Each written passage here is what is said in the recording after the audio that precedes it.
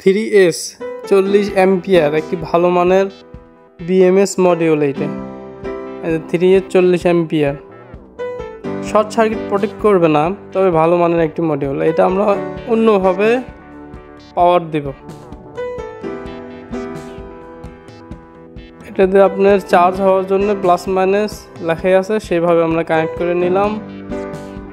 ভালো করে সোল্ডারিং করে নিতে হবে।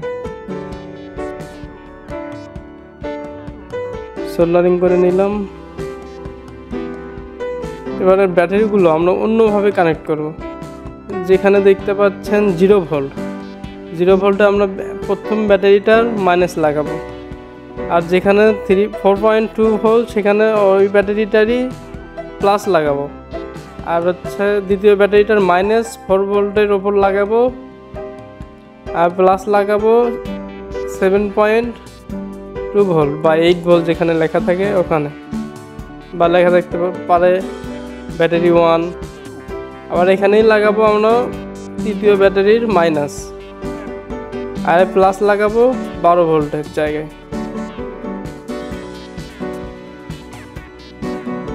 ভালো করে সোল্ডারিং করে নিতে হবে।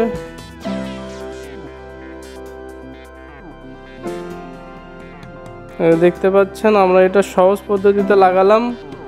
এই BMS গুলো সাধারণত ব্যাটারি ফুল চার্জ করে এবং ওভারলোড যাতে না হয় সেদিক দিয়ে প্রোটেক্ট করে।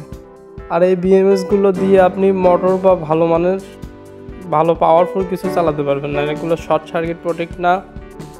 আর এই BMSটি 40 অ্যাম্পিয়ার, আর আমাদের এই ব্যাটারিগুলো 7800 মিলি অ্যাম্পিয়ার। তার কারণে 3টা ব্যাটারি দিয়ে আমি